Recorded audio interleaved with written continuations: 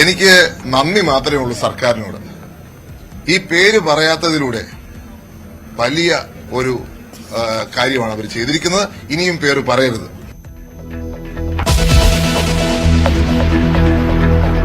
Sri Lankan പര്യടനത്തിനുള്ള Indian ടീമിനെ പ്രഖ്യാപിച്ചു. ഏകദിന ടീമിനെ രോഹിത് ശർമ്മയും ട്വന്റി ടീമിനെ സൂര്യകുമാർ യാദവും നയിക്കും. ട്വന്റി ടീമിൽ ഇടം നേടി സഞ്ജു സാംസൺ.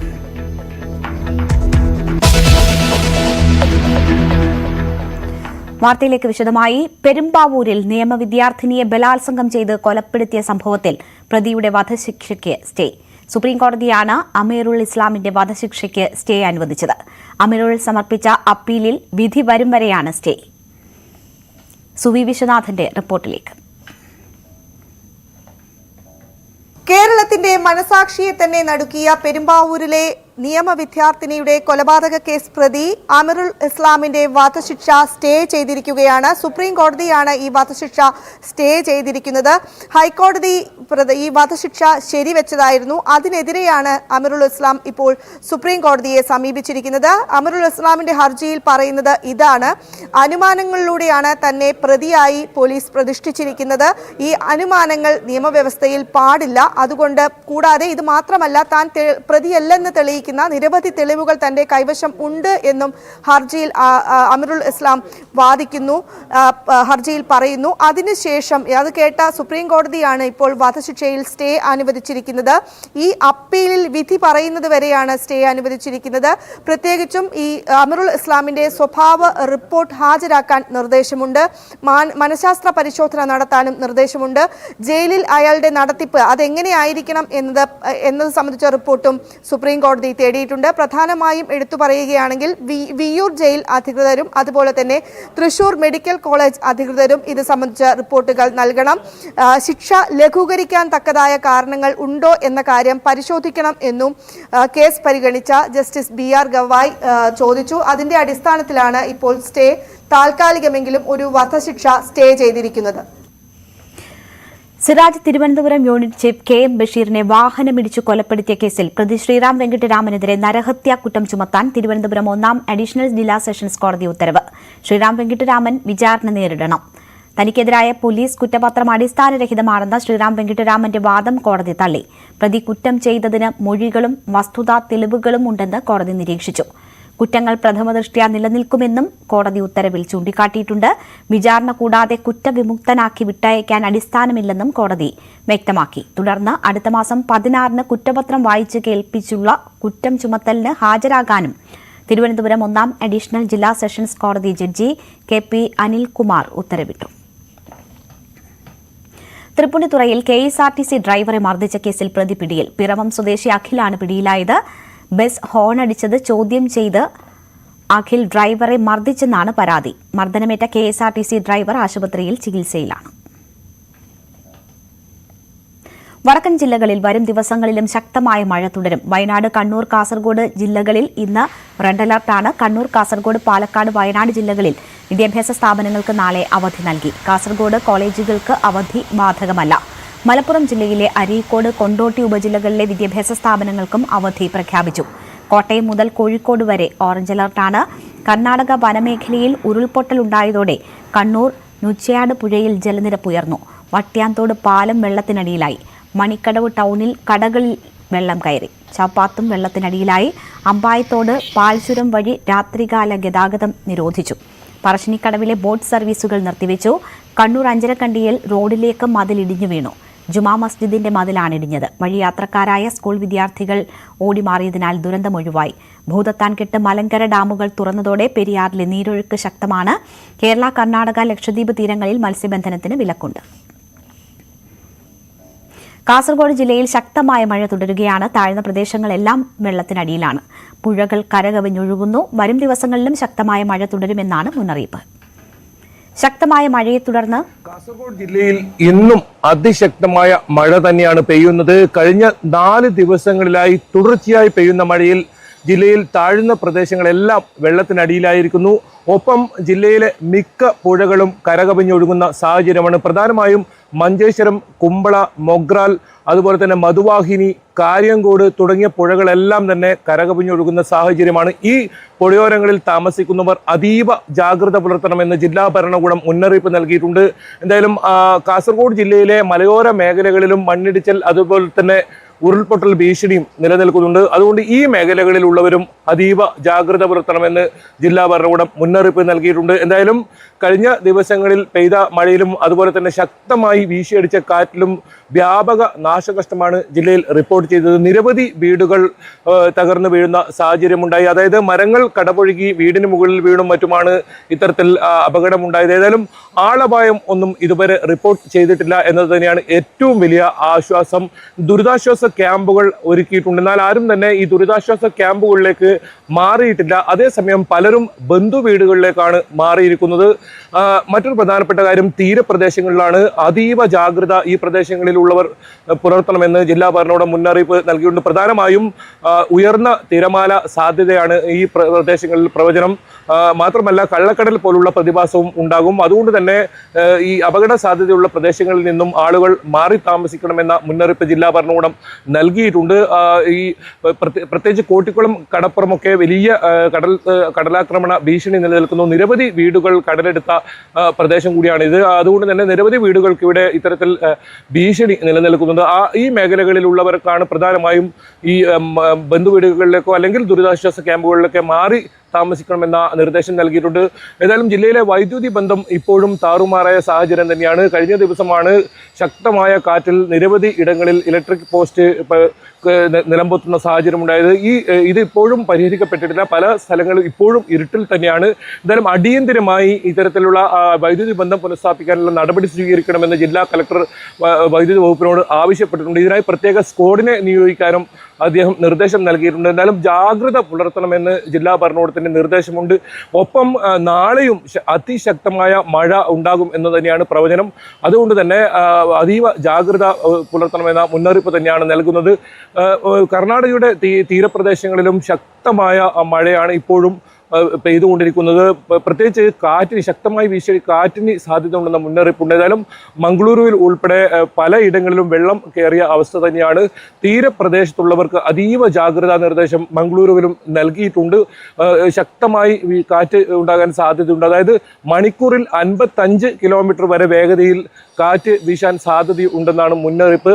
അതുകൊണ്ട് തന്നെ അതീവ ജാഗ്രതാ നിർദ്ദേശം തന്നെയാണ് ഈ പ്രദേശങ്ങളിലും നിലവിൽ നൽകിയിട്ടുള്ളത്. എന്തായാലും ഈ കഴിഞ്ഞ 4 ദിവസങ്ങളിലായി തുടർച്ചയായി മഴ പെയ്യുന്ന ഒരു സാഹചര്യം തന്നെയാണ് വടക്കൻ കേരളത്തിലും കാണാൻ സാധിക്കുന്നത്.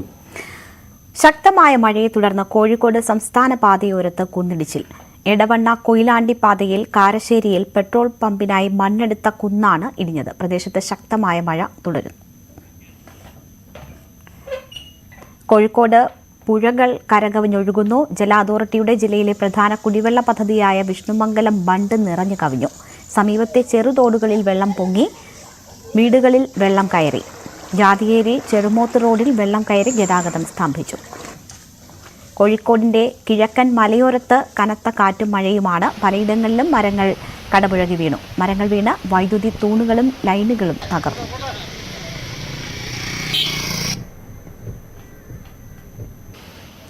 ശക്തമായ മഴയിൽ കോഴിക്കോട് കള്ളാച്ചിയിൽ വീട് തകർന്നു. ഗവൺമെന്റ് കൊമേഴ്സ്യൽ ഇൻസ്റ്റിറ്റ്യൂട്ട് പരിസരത്തെ കക്കുഴിപ്പറമ്പത്ത് നാടുവിന്റെ വീടാണ് തകർന്നു വീണത്. ഇന്നലെ രാത്രി 11 മണിയോടെയാണ് അപകടമുണ്ടായത്. കണ്ണൂർ അഞ്ചരക്കണ്ടിയിൽ റോഡിലേക്ക് മതിൽ ഇടിഞ്ഞു വീണു. ജുമാ മസ്ജിദിന്റെ മതിലാണ് ഇടിഞ്ഞത്. വഴിയാത്രക്കാരായ സ്കൂൾ കുട്ടികൾ ഓടി മാറിയതിനാൽ വൻ ദുരന്തമൊഴിവായി. വാഹനങ്ങൾ വരാതിരുന്നതും അപകടം ഒഴിവാക്കി.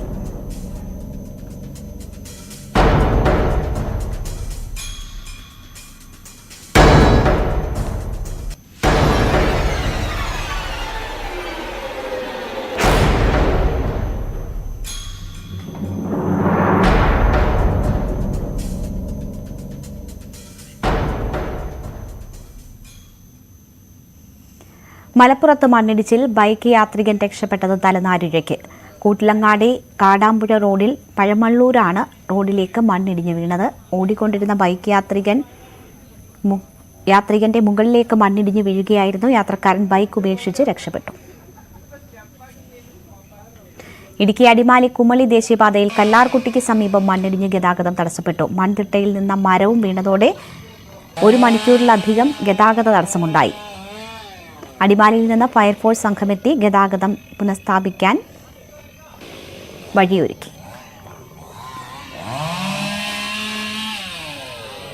ശക്തമായ കാറ്റിലും മഴയിലും കൊട്ടാരക്കരയിൽ 9 വീടുകൾ പൂർണ്ണമായും നശിച്ചു. കുളക്കട, കലയപുരം പ്രദേശങ്ങളിലാണ് നാശനഷ്ടമുണ്ടായത്. മണ്ണിടിച്ചിലും പ്രകൃതിക്ഷോഭവും കണക്കിലെടുത്ത് ജാഗ്രതാ നിർദ്ദേശം നൽകിയിട്ടുണ്ട്. ഓറഞ്ച് അലർട്ട് പ്രഖ്യാപിച്ച എറണാകുളം ജില്ലയിൽ ഇടവിട്ട് മഴ പെയ്യുന്നു. നഗരത്തിൽ കാര്യമായ വെള്ളക്കെട്ടില്ല. ഭൂതത്താൻകെട്ട്, മലങ്കര ഡാമുകൾ തുറന്നതോടെ പെരിയാറിലെ നീരൊഴുക്ക് ശക്തമാണ്. കൊച്ചി മെട്രോ ട്രാക്കിലേക്ക് ഫ്ലെക്സ് ബോർഡും ടാർപോളിനും വീണ് 15 മിനിറ്റ് ഗതാഗതം തടസ്സപ്പെട്ടു. കനത്ത മഴയിലും കാറ്റിലും ഫ്ലെക്സും ടാർപോളിനും മെട്രോ റെയിലിന് കുറുകെ വീഴുകയായിരുന്നു. എറണാകുളം സൌത്ത് കടവന്ത്രയ്ക്ക് ഇടയിലാണ് ഇന്ന് രാവിലെ ടാർപോളിൻ പറന്നു വീണത്. ഇതോടെ ഇതുവഴി 2 ഭാഗത്തേക്കുമുള്ള ട്രെയിൻ സർവീസ് നിർത്തിവെച്ചു. കല്ലൂർ മെട്രോ സ്റ്റേഷനും ടൗൺ ഹാൾ മെട്രോ സ്റ്റേഷനും ഇടയിലാണ് ട്രാക്കിലേക്ക് ഫ്ലെക്സ് ബോർഡ് മറിഞ്ഞു വീണത്. ഇതോടെ ഈ റൂട്ടിലും ഗതാഗതം നിർത്തിവെച്ചു. തടസ്സങ്ങൾ മാറ്റിയ ശേഷം സർവീസ് പുനരാരംഭിച്ചു. സ്കൂൾ ബസ് തോട്ടിലേക്ക് മറിഞ്ഞു. കുട്ടികൾക്ക് നിസ്സാര പരിക്ക്. പാലക്കാട് ആലത്തൂരിലാണ് സ്കൂൾ ബസ് മറിഞ്ഞത്. ASMM സ്കൂൾ ബസ്സാണ് മറിഞ്ഞത്. 20 കുട്ടികൾ ബസ്സിലുണ്ടായിരുന്നു. കുട്ടികളുടെ പരിക്ക് ഗുരുതരമല്ലെന്ന് ആശുപത്രി അധികൃതർ അറിയിച്ചു. ഇടുക്കിയിൽ ഗ്യാപ് റോഡിലെ മണ്ണിടിച്ചിലിനെ തുടർന്ന് യാത്രാ നിരോധനം മറികടന്ന് പോയ സ്കൂൾ ബസ് തടഞ്ഞ പോലീസ്. ഡ്രൈവർക്ക് താക്കീത് നൽകി. മേഖലയിൽ കർശന ജാഗ്രത പുലർത്താനും ദേവികുളം സബ് കളക്ടർ പോലീസിന് നിർദ്ദേശം നൽകി.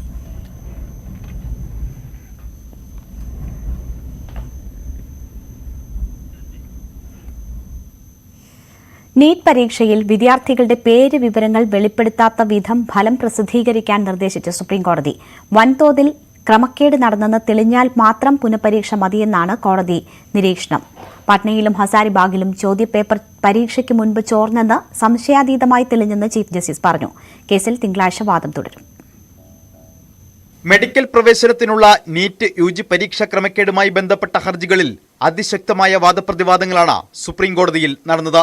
വ്യാപക ക്രമക്കേട് നടന്നിട്ടില്ലെന്നും ഏതെങ്കിലും പ്രത്യേക നഗരങ്ങളിലോ പരീക്ഷാ കേന്ദ്രങ്ങളിലോ പരീക്ഷ എഴുതിയ വിദ്യാർത്ഥികൾക്ക് കൂടുതൽ മാർക്ക് ലഭിച്ചിട്ടില്ലെന്നും സമർത്ഥിക്കാനാണ് സോളിസിറ്റർ ജനറൽ ശ്രമിച്ചത്. എന്നാൽ തെളിവുകൾ അക്കമിട്ട് നിരത്തിയായിരുന്നു ഹർജിക്കാരുടെ വാദം. മദ്രാസ് IITയുടെ ഡേറ്റ അനലിറ്റിക്സ് റിപ്പോർട്ടിന്റെ അടിസ്ഥാനത്തിൽ ക്രമക്കേട് വ്യാപകമല്ലെന്ന വാദം അപ്രായോഗികമാണെന്ന് ഹർജിക്കാർ വാദിച്ചു. ചോദ്യപേപ്പർ തയ്യാറാക്കിയത് മുതൽ പരീക്ഷാ കേന്ദ്രങ്ങളിൽ എത്തിച്ചതുവരെയുണ്ടായ വീഴ്ചകൾ ഹർജിക്കാരുടെ അഭിഭാഷകൻ അക്കമിട്ട് നിരത്തി. സ്വകാര്യ കൊറിയർ കമ്പനികളെയാണ് ചോദ്യപേപ്പർ പരീക്ഷാ കേന്ദ്രങ്ങളിൽ എത്തിക്കാൻ ചുമതലപ്പെടുത്തിയത്. ഹസാരിബർഗിൽ റിക്ഷയിലാണ് ചോദ്യങ്ങൾ എത്തിച്ചത്. ബാങ്കിൽ എത്തിക്കുന്നതിന് പകരം ഇത് സ്കൂൾ പ്രിൻസിപ്പളിന് കൈമാറി. ഇതിന്റെ തെളിവുകളുണ്ടെന്നും ഹർജിക്കാരുടെ അഭിഭാഷകൻ വാദിച്ചു. പരീക്ഷാ ദിവസം രാവിലെയാണ് ചോദ്യപേപ്പർ ചോർന്നതെന്നും വാദമുയർന്നു.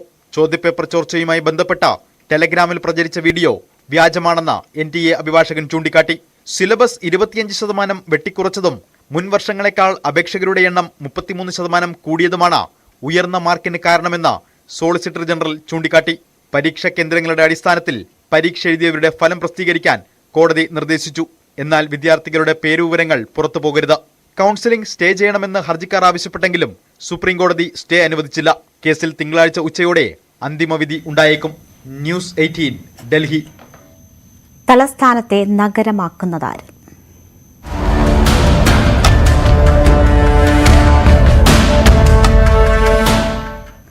തലസ്ഥാനത്തെ മാലിന്യ പ്രശ്നം പരിഹരിക്കാൻ നിരോധിത പ്ലാസ്റ്റിക് ഉൽപ്പന്നങ്ങൾക്കെതിരെ നടപടി ശക്തമാക്കാൻ തീരുമാനം. മാലിന്യ നീക്കം സുഗമമാക്കാൻ ദുരന്ത നിവാരണ നിയമത്തിലെ വകുപ്പുകൾ പ്രയോജനപ്പെടുത്തും. ജില്ലാ കളക്ടറുടെ മേൽനോട്ടത്തിൽ സബ് കളക്ടറെ സ്പെഷ്യൽ ഓഫീസറായി നിയോഗിക്കാനും മുഖ്യമന്ത്രിയുടെ അധ്യക്ഷതയിൽ ചേർന്ന യോഗത്തിൽ തീരുമാനമായി.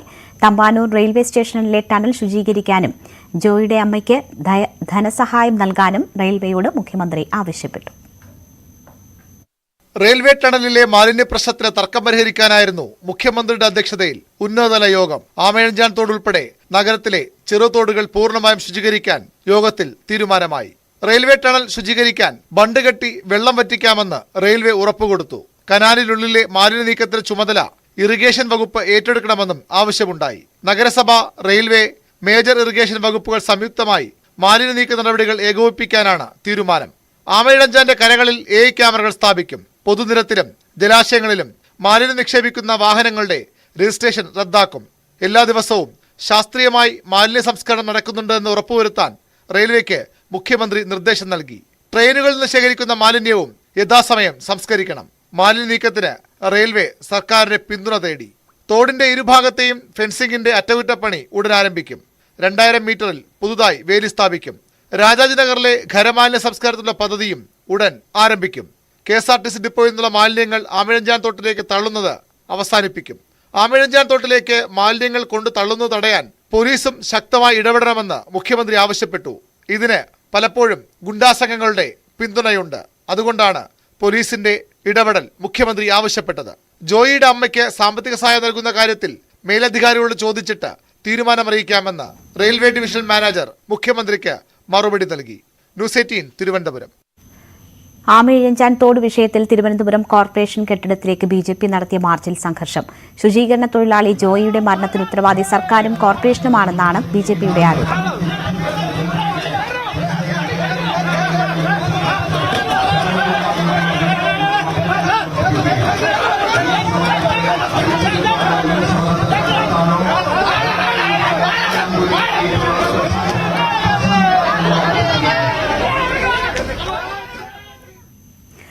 ഉത്തർപ്രദേശ് BJP ഘടകത്തിൽ ഭിന്നതയെന്ന വാർത്തകൾക്കിടെ യോഗി ആദിത്യനാഥിന്റെ മന്ത്രിസഭ പുനഃസംഘടിപ്പിക്കാൻ സാധ്യതയെന്ന് റിപ്പോർട്ട്. പാർട്ടി സംസ്ഥാന ഘടകത്തിലും അഴിച്ചുപണികൾ ഉണ്ടായേക്കും.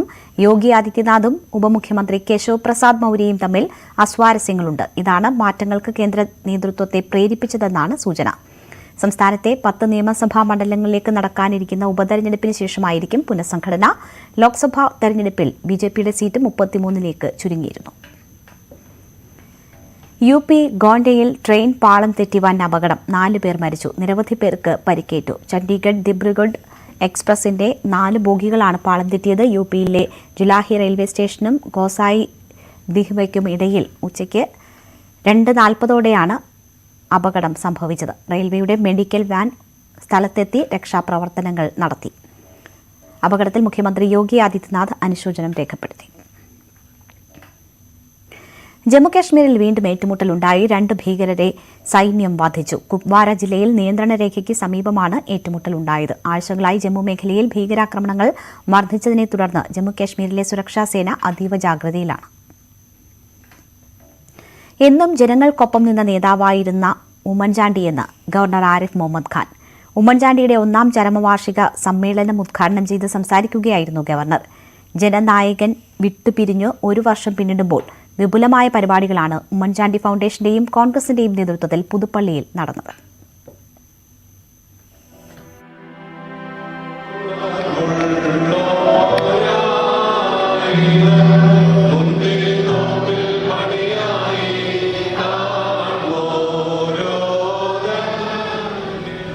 ഇന്ന് കാണാൻ പോലും പറ്റിയില്ല. കാരണം വീട്ടിൽ വന്നപ്പം ശരിക്കും ഞാൻ കണ്ടു എന്റെ സാറിന്റെ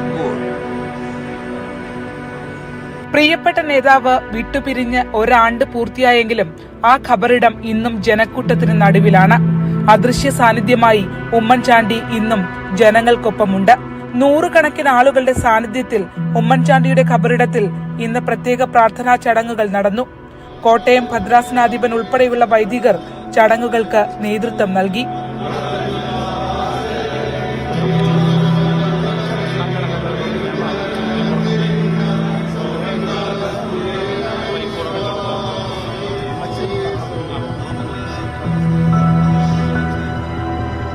പുതുപ്പള്ളി സെന്റ് ജോർജ് ഓർത്തഡോക്സ് വലിയ പള്ളി ഹാളിൽ സംഘടിപ്പിച്ച അനുസ്മരണ സമ്മേളനത്തിൽ ഉമ്മൻചാണ്ടിയുടെ കുടുംബാംഗങ്ങളും നാട്ടുകാരും രാഷ്ട്രീയ, മത, സാമൂഹിക, സാംസ്കാരിക രംഗത്തെ പ്രമുഖരും ഉൾപ്പെടെ നിരവധി പേർ പങ്കെടുത്തു. ഗവർണർ ആരിഫ് മുഹമ്മദ് ഖാൻ അനുസ്മരണ സമ്മേളനം ഉദ്ഘാടനം ചെയ്തു. ജനങ്ങൾ ആകട്ടെ അദ്ദേഹത്തെ സ്വന്തം കുഞ്ഞുഞ്ഞെ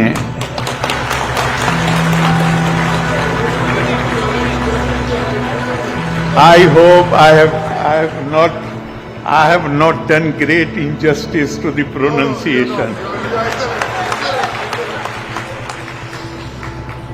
I karuti സ്നേഹിച്ചു. വിഴിഞ്ഞം വിഷയത്തിൽ ഉമ്മൻചാണ്ടിക്ക് സർക്കാർ വേണ്ടത്ര പരിഗണന നൽകാത്തതിൽ കോൺഗ്രസ് നേതാക്കളും ഉമ്മൻചാണ്ടിയുടെ കുടുംബവും പരിഭവം മറച്ചുവെക്കാൻ മടിച്ചില്ല. ഞാൻ വിഴിഞ്ഞാട് ദുഃഖപുത്രിയ എന്ന് പറഞ്ഞതിൻ്റെ കാര്യം എനിക്ക് ഒരുപാട് ഉമ്മൻചാണ്ടിയെ കുറിച്ച് പ്രശ്നത്തെ കുറിച്ച് ഭാര്യയായി എനിക്കറിയാവുന്ന എൻ്റെ മക്കൾക്ക് അറിയത്തില്ല. അത് എനിക്ക് ഞാൻ എന്തുമാത്രം സമയം അതിനുവേണ്ടി അതിൻ്റെ കൂടെ ആരോപണം കൂടെ വന്നു. 6000 കോടി മോഷ്ടിച്ചെന്നൊക്കെ പറഞ്ഞില്ല ഉമ്മൻചാണ്ടി. ഇപ്പോൾ കടന്ന് 6000 കോടി വീട് പോലും വെക്കാത്തൊരു ഉമ്മൻചാണ്ടിക്കെതിരായിട്ട് 6000 കോടി പറഞ്ഞത്. ഉമ്മൻചാണ്ടിയുടെ വികസനം നേട്ടങ്ങൾ, കേരളത്തിന് അദ്ദേഹം മുഖ്യമന്ത്രിയായിരുന്നപ്പോൾ നൽകിയ സംഭാവനകൾ ചരിത്രമുള്ളിടത്തോളം കാലം നിലനിൽക്കുന്നുണ്ട്. അത് കൊച്ചി മെട്രോ ആയാലും, അത് കണ്ണൂർ വിമാനത്താവളമായാലും, വിഴിഞ്ഞം പോർട്ടായാലും. ഉമ്മൻചാണ്ടി ഫൗണ്ടേഷന്റെ ഉദ്ഘാടനവും നടന്നു. വിദ്യാഭ്യാസ, ചികിത്സാ, ഭവന നിർമ്മാണ സഹായ പദ്ധതികൾക്കും ഫൗണ്ടേഷന് കീഴിൽ തുടക്കം കുറിച്ചു. KPCCയുടെ നേതൃത്വത്തിലുള്ള അനുസ്മരണ പരിപാടിയും കോട്ടയത്ത് നടന്നു. സംസ്ഥാന വ്യാപകമായി കോൺഗ്രസ് ബൂത്ത് കമ്മിറ്റികൾ കേന്ദ്രീകരിച്ച പുഷ്പാർച്ചനയും അനുസ്മരണ സമ്മേളനവും സംഘടിപ്പിച്ചിട്ടുണ്ട്. ന്യൂസ് 18 കോട്ടയം. പ്രശസ്ത ഹൃദയ ശസ്ത്രക്രിയാ വിദഗ്ധൻ ഡോക്ടർ MS വലിയത്താൻ അന്തരിച്ചു. 90 വയസ്സായിരുന്നു. Thiruvananthapuram Shri Chithira Thirunal institute of medical സയൻസിന്റെ ആദ്യ ഡയറക്ടറാണ്. മണിപ്പാൽ യൂണിവേഴ്സിറ്റിയുടെ ആദ്യ VCയുമായിരുന്നു. ഇന്ത്യൻ അക്കാദമി ഓഫ് സയൻസസിന്റെ ചെയർമാനായിരുന്നു. ആയുർവേദത്തിലും ഗവേഷണം നടത്തിയിട്ടുണ്ട്. പത്മവിഭൂഷൺ ഉൾപ്പെടെ നിരവധി ബഹുമതികൾ നേടിയിട്ടുണ്ട്. കുഫോസ് VC നിയമനത്തിൽ ഗവർണർക്ക് തിരിച്ചടി. സെർച്ച് കമ്മിറ്റിക്ക് ഹൈക്കോടതിയുടെ സ്റ്റേ. സംസ്ഥാന സർക്കാരിന്റെ ഹർജിയിലാണ് സിംഗിൾ ബെഞ്ചിന്റെ നടപടി. ചാൻസലറുടെ ഉത്തരവിലുള്ള എല്ലാ തുടർ നടപടികളും 1 മാസത്തേക്ക് തടഞ്ഞു. സെർച്ച് കമ്മിറ്റി നടപടിക്രമങ്ങൾ നിർത്തിവെക്കാനാവില്ലെന്ന് ചാൻസലർ കോടതിയെ അറിയിച്ചു. ചാൻസലറുടെ അഭിഭാഷകന്റെ മറുപടിയെ തുടർന്നാണ് ഹൈക്കോടതി നടപടി. ഇന്ത്യയുടെ ശ്രീലങ്കൻ പര്യടനത്തിനുള്ള ഏകദിന 2020 ടീമുകളെ BCCI പ്രഖ്യാപിച്ചു. T20യിൽ സൂര്യകുമാർ യാദവാണ് ക്യാപ്റ്റൻ. ഏകദിനത്തിൽ രോഹിത് ശർമ്മ തന്നെ നയിക്കും. സഞ്ജു സാംസൺ T20 പരമ്പരയിൽ ഉൾപ്പെട്ടു. വിരാട് കോഹ്ലി, KL രാഹുൽ, ശ്രേയസ് അയ്യർ എന്നിവർ ഏകദിന ടീമിലുണ്ട്. റിയാൻ പരാഗ് ഏകദിനത്തിലും 2020യിലും ഉൾപ്പെട്ടപ്പോൾ സിംബാബ്വെക്കെതിരെ സെഞ്ചുറി നേടിയ അഭിഷേക് ശർമ്മയ്ക്ക് ടീമിൽ ഇടമില്ല. ഹാർദിക് പാണ്ഡ്യയ്ക്ക് പകരമായാണ് സൂര്യകുമാർ യാദവിനെ 2020 ക്യാപ്റ്റനായി നിശ്ചയിച്ചത്. പരമ്പരാഗത ഹിന്ദു വിവാഹത്തിന്റെ പ്രാധാന്യം വിശദീകരിച്ച Reliance industries chairman Mukesh Ambani. ഒരു വ്യക്തിയുടെ ജീവിതത്തിലെ ഏറ്റവും പ്രധാനപ്പെട്ട സംസ്കാരമാണ് പരമ്പരാഗത ഹിന്ദു വിവാഹം. സമ്പന്നമായ ഇന്ത്യൻ സംസ്കാരത്തിന്റെയും പരമ്പരാഗത ഹിന്ദുവിന്റെയും ആഴത്തിലേക്കാണ് അതിഥികളെ ക്ഷണിച്ചതെന്നും മുകേഷ് അംബാനി പറഞ്ഞു.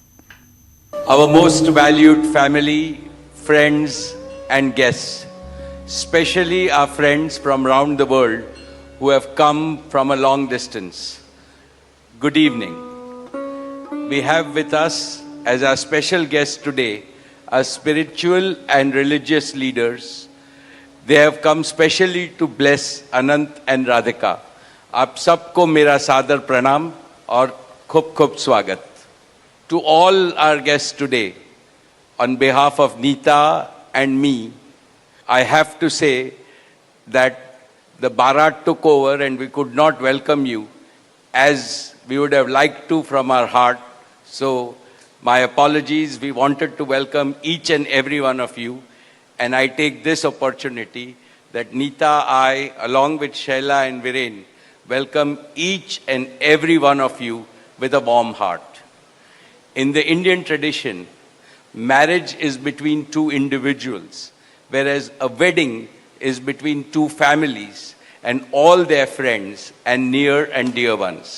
Therefore, we are profoundly grateful to all of you for sharing our joy and excitement at the auspicious wedding of Shubh Vivah Sanskar of Anant and Radhika. This is the final and the most auspicious ceremony of their divine union and the last wedding in our family. Neeta has worked very hard to curate a deeply immersive experience of India's rich culture and a spirit of a traditional Indian wedding. Over the next 2 days, participate wholeheartedly in the festivities and enjoy them to your heart's content. I am sure all of us together will make memories that will last forever. I must say that we have started well. I was overjoyed to see many of you dance rapturously in the Bharat ceremony as a part of the groom's procession. And only I thought that I could dance with my granddaughter, but Boris beat me to it. He had 2 daughters with him, and he did a great job, Boris. So that truly was a hurricane, wasn't it? Now the calm has descended. It's time for the sanctified rituals of a traditional Hindu marriage in the presence of all our loved ones and well-wishers like you. On this long-awaited occasion, I invoke with utmost devotion the blessings of our Kul Devta, our Gram Devta, and Ishta Devta, and all the elders of the Ambani and the merchant families. The first to bless Anant and Radhika will be their doting grandparents, those who are with us today and those who are in heaven. Today I pray to the Almighty that Radhika and Anant be so blessed that their life together is filled with Sukh, Swasthya, Samriddhi and Safalta, happiness, health, prosperity and success. I also pray for the good health and the limitless happiness and the boundless success for each and everyone present here, and your blessings for Anant and Radhika. On this auspicious day, together with all of you, we invoke Panch Tattva, the 5 foundational elements of Mother Nature that nurture all life on planet Earth so that they offer strength and sustenance to the couple. Sanatan Dharma में विवाह को जीवन का सबसे महत्वपूर्ण संस्कार मानते हैं. अनंत काल से विवाह व्यक्ति को समाज से, धर्म से और अध्यात्म से जोड़ता है. When marriage is performed according to the Sanatan Vidhi, it acquires the divinity of celestial unions. Just as Lakshmi resides in Vishnu's heart, Anant will always keep Radhika in his heart. This will make their married life beautiful, blissful, smooth, and cultured. The Vedas regard marriage as a duty towards humanity. Marriage is the basis of a family. Family is a basis of community, and community is the basis of society and the larger human family. Marriage thus becomes the most essential guarantor of the continuity, cohesion, and well-being and progress of the human race. Therefore, the matrimony of Anant and Radhika commits them to serve humanity as a whole. Friends, guests, ladies and gentlemen, the air is filled with spiritual aroma. Gods and goddesses have descended from heaven into this Vaikuntha Lok. All of you have settled. And now, with your blessings and good wishes, let us begin the most pious ceremony of Shubh Vivah. Thank you. Jai Shri Krishna. Bulletin പൂർണ്ണമാകുന്നു. നമസ്കാരം.